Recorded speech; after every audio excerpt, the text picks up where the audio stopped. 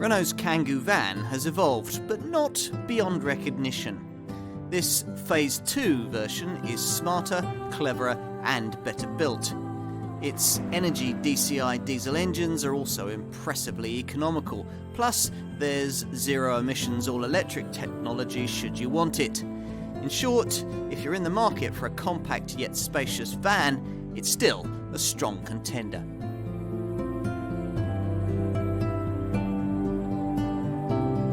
Perhaps it's time to take a fresh look at the Renault Kangoo van. Though it's been on sale since 2008, the French brand has never stopped developing what is one of Europe's favourite compact LCVs. Here's the improved Phase 2 model. The Kangoo has been quite a success story for Renault. The first generation version was launched in 1997 to replace the boxy Extra model and had to last for 11 years before this Mark II design arrived as part of a fresh wave of more sophisticated, more car-like small vans. Over the years, Kangoo models have been built in France, Argentina, Morocco and Malaysia and sold as everything from MPVs to light 4x4s. Latterly though, the focus has been on the core panel van market, which this vehicle revitalised in 2011 by becoming the first LCV available with the option of all-electric power. That technology is no longer unique in this segment though, and there's much tougher competition in the form of all-new rivals like Ford's Transit Connect and the Mercedes Citan. The Citan is actually Kangoo based, and its development prompted Renault to make important changes to the quality and technology of this van. Hence the introduction of the Phase 2 version that we're looking at here with its smarter front-end styling. Let's put it to the test.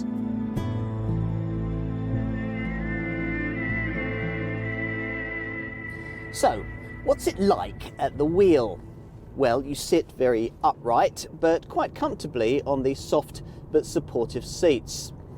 Soft but supportive sums up the ride quality too. It's noticeably less firm than obvious rivals, especially this model's Mercedes Citan design stablemate. That's a good thing, of course, across the potholed tarmac that characterises our cities, but is less welcome around twistier secondary routes where body roll is quite pronounced. Now, if you are running late and need to push on a bit around the corners, you'll find that there's actually a reasonable amount of grip thanks to the wide track. Engine-wise, most customers choose either 75 brake horsepower or 90 brake horsepower versions of the familiar but still rather noisy 1.5 litre DCI diesel, which is mated to a 5-speed gearbox. Going for the pokier unit ups torque from 180 to 200 Newton meters. That means fewer gear changes and a much more leisurely feel, especially when towing. In performance terms, the DCI 90 unit improves the rest to 62 miles an hour time from 16.3 to 13.3 seconds, and the top speed from 93 to 99 miles an hour. If you want to go faster, there's a pokier but much pricier 110 brake horsepower variant that manages 12.3 seconds and 105 miles an hour. All diesel Kangoos have the same braked trailer towing capacity of 1,050 kilograms. In this car though, as perhaps you can hear from the silence, I've opted for the all-electric ZE zero emissions version, which feels quite a bit quicker than you might expect thanks to the fact that 100% of this Kangoo's 226 Newton meters of torque is generated from standstill. Once underway, it is true that because of the heavy 260 kilogram weight of all those batteries, the power surge does trail off rapidly after 30 miles an hour, resulting in a total 0 to 62 mile an hour time of over 20 seconds. But if you've an urban-based business, how often are you really going to be driving at or near 60 miles an hour? Exactly.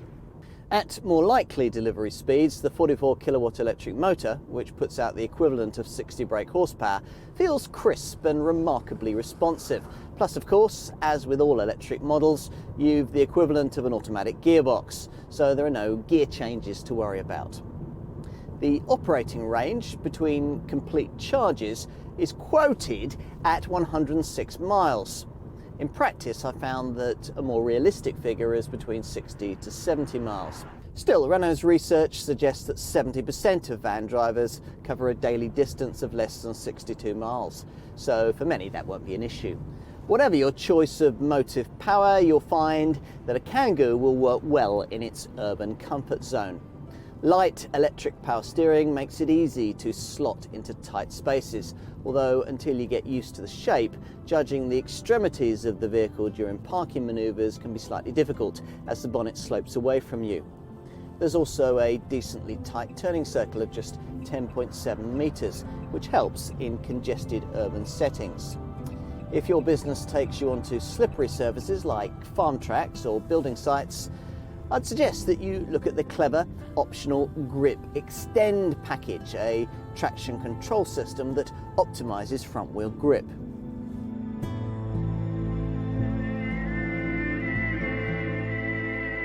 If you know your Kangoos, then you'll immediately recognise this Phase 2 version with smarter front-end styling that sees this more pronounced and upright Renault logo, flanked by twin chrome strips and contrasted against a more stylish black grille. You get these smarter, slim profile tapered headlights with their eyelid-style caps, and the bonnet and bumper have been reshaped for what the brand hopes is a more robust and reassuring look as part of tauter, more muscular lines that replace the former rounded treatment of the wings. This Renault doesn't offer the option of a raised roof, even in its biggest maxi guise, but the advantage of staying with the standard height of 1.82 metres means that this LCV will be compact enough to use in city centre car parks. Whichever body style you choose, this 4.2 metre long Kangoo van or the 4.6 metre long maxi version, the cab is pretty much identical. Even on the largest Kangoo, because the windscreen is placed well forward of the driver, the impression is that you're at the helm of a much bigger vehicle than you really are. In fact, there's so much headroom that all kinds of elaborate headgear could be accommodated should the occasion arise, and the upright driving position facilitates easy entries and exits. As with most vans, you can only adjust the steering wheel for height, not for reach. But you can generally find a comfortable position, provided you've specified the extra cost height adjustable seat. Though there's no optional middle seat of the kind that some rivals offer, space for driver and passenger is more than adequate, with only the passenger legroom, slightly restricted by the sloping floor, giving any cause for concern. The basic dashboard design was originally lifted wholesale from the Mark II Scenic MPV with its smart grained finish, dash-mounted gear lever and neat remote controls for the stereo on the steering column. True, it doesn't feel quite as solid as you'll find in this model's Mercedes Sight and Design stablemate, but by and large this layout has stood the test of time well. Only this aviation-style L-shaped handbrake lever causes controversy, primarily because when it's down, it partly obscures an otherwise handy 12-volt power point and makes it harder to get at the cup holder at the bottom of the dashboard. Fortunately, there's another cup holder just behind the handbrake between the seats. In defence of this particular piece of curious design, Renault says that it's supposed to minimise strain on the wrist. As far as storage and usability for the driver is concerned, there are large door pockets, an A4 clipboard-sized compartment on top of the dashboard, complete with pen holders, a 12-volt power point, and a tray for loose change. You also get a 15-litre lidded glove box, though unfortunately it can't be locked. Plus there's the option of a 13-litre overhead shelf. To help drivers keep in touch with base, there's standard Bluetooth connectivity and the option of Renault's clever R-Link multimedia system, which would enable your Kangoo to double as a travelling office.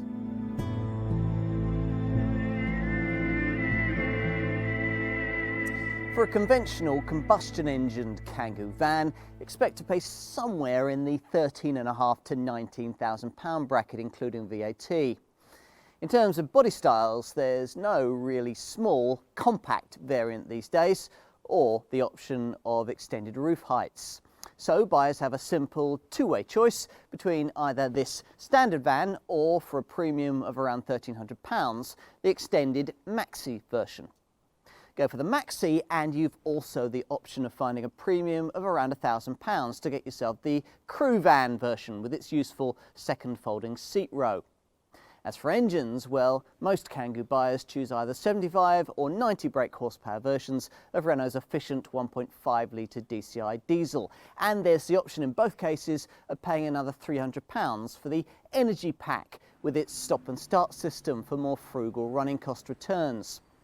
That's not available on the minority interest, top of the range 110 brake horsepower version of this power plant. But need your Kangoo run on fuel at all?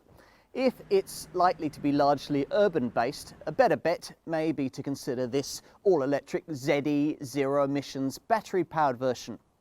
As a basic vehicle, one of these will cost you no more than the sort of money you'd have to find for a mid-range diesel variant.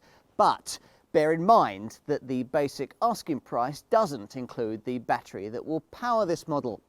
You've to take out a monthly subscription for that, the cost of which will be determined by the contract term you choose and your annual mileage.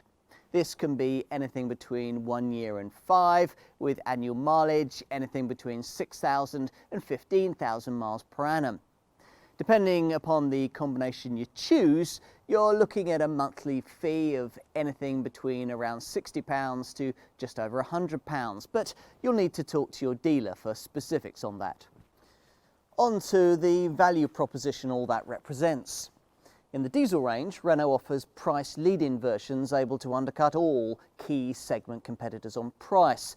Compact vans like Peugeot's Partner, Citroen's Berlingo, Ford's Transit Connect, Vauxhall's Combo and Fiat's Doblo Cargo. Move further up the Kangoo range though and you'll find that the price difference to these key rivals narrows substantially.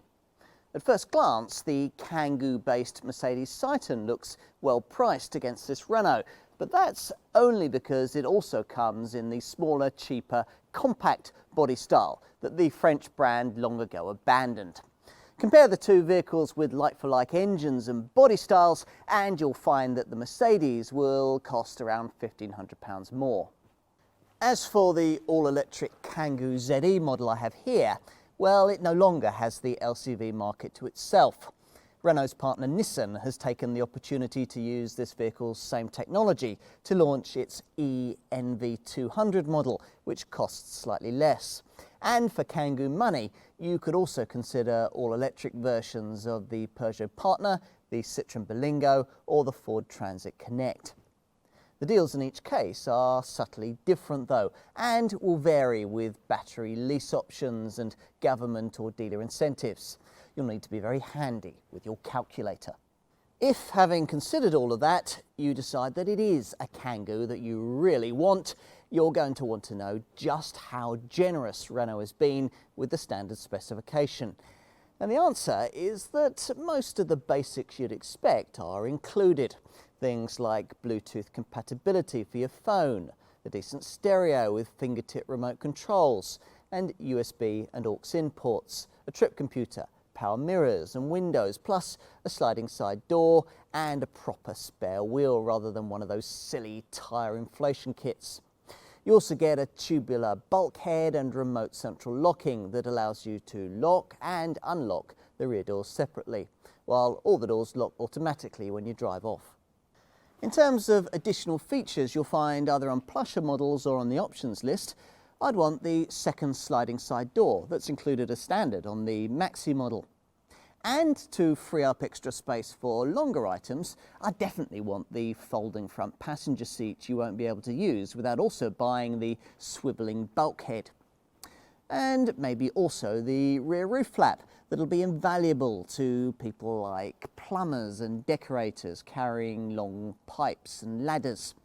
Now, on that subject, there's also a wide range of roof bars and roof racks.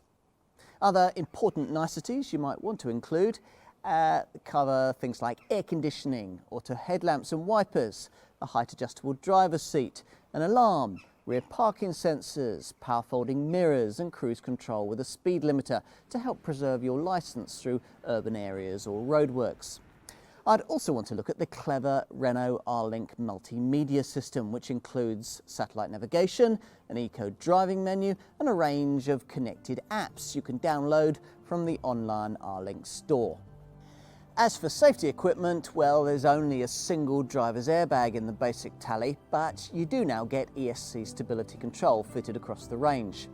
There's also an affordable optional pack that includes hill start assist to stop you from drifting backwards on uphill junctions, and a novel grip extend feature that optimises front wheel traction in slippery conditions.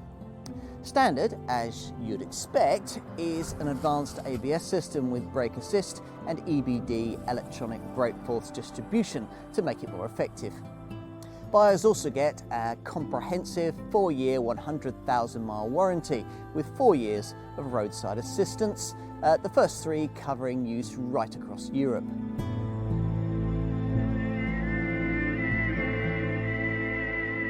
So, which Kangoo is going to suit your business?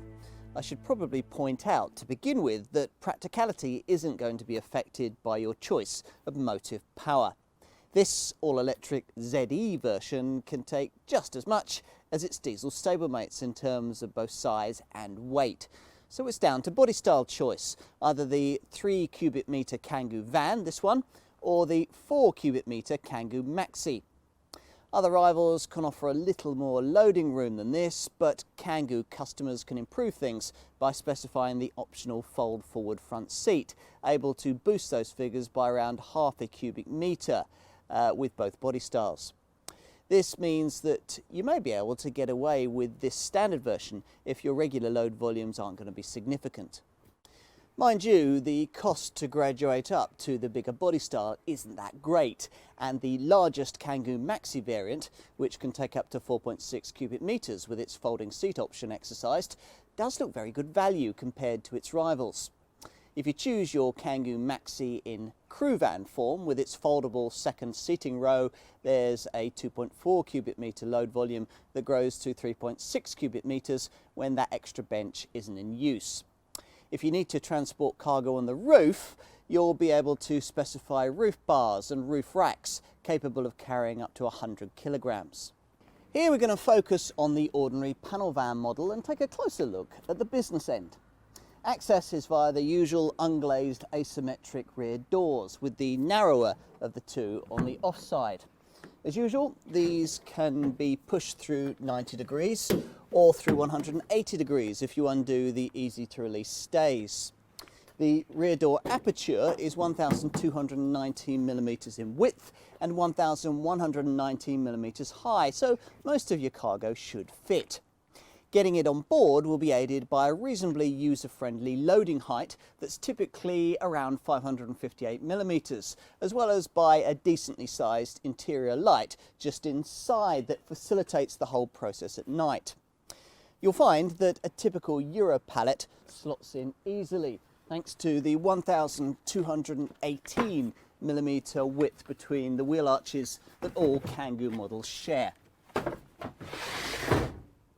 Load space length is 1,476 millimeters in this standard Kangoo van and 1,862 millimeters in the Maxi version.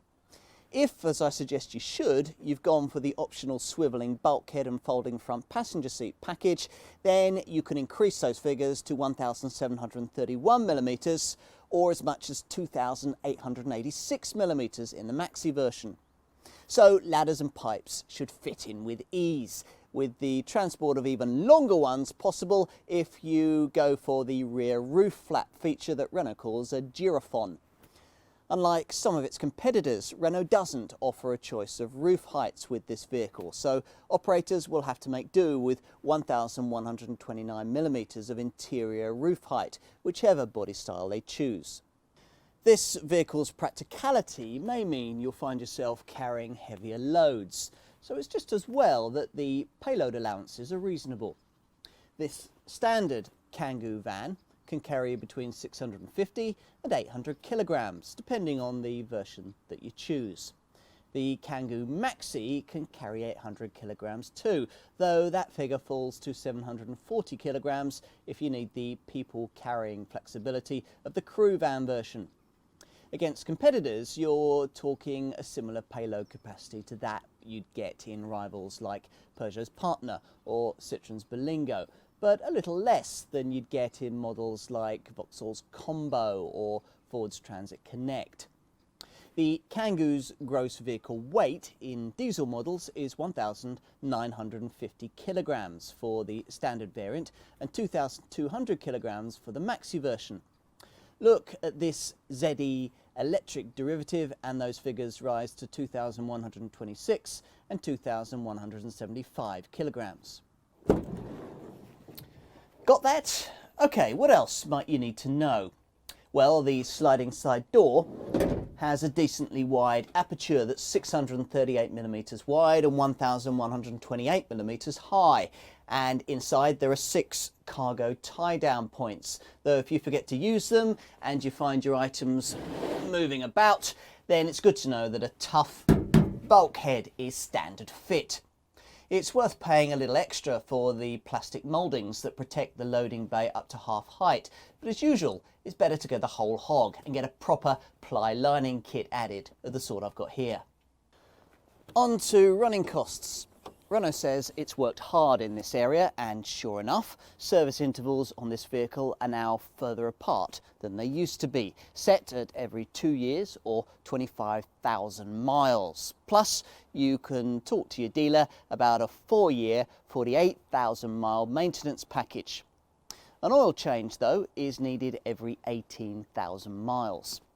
Buyers also get a comprehensive 4-year, 100,000 mile warranty with 4 years of roadside assistance, the first 3 covering use right across Europe.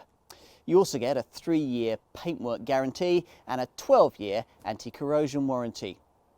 Accident downtime has been minimised thanks to design features like the way that the front wings are made of a composite material so that they're cheaper to repair. Fuel and CO2 figures will of course depend on your choice of motive power. If you go for one of the diesels, then you'll find that paying extra for the optional energy package can improve things significantly. Now this includes regenerative braking and a stop and start system to cut the engine when you don't need it, stuck in traffic or waiting at the lights. With this package fitted, the returns of both DCI 75 and DCI 90 variants, which are 61.4 miles to the gallon on the combined cycle and 119 grams per kilometre of CO2, improved to 67.3 miles to the gallon and 110 grams per kilometre. Now, to help drivers get close to those kinds of figures on a regular basis, Renault has fitted a gear shift indicator and an eco mode function that, when activated, makes a 10% improvement to running costs by restricting engine torque and the accelerator pedals mapping. Insurance groupings range from Group 7E.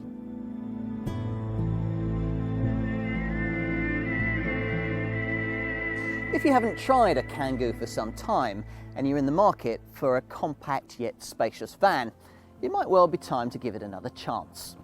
In terms of efficiency and technology, after all, this Phase 2 design is almost unrecognisable from the original version of this second generation model we first saw in 2008.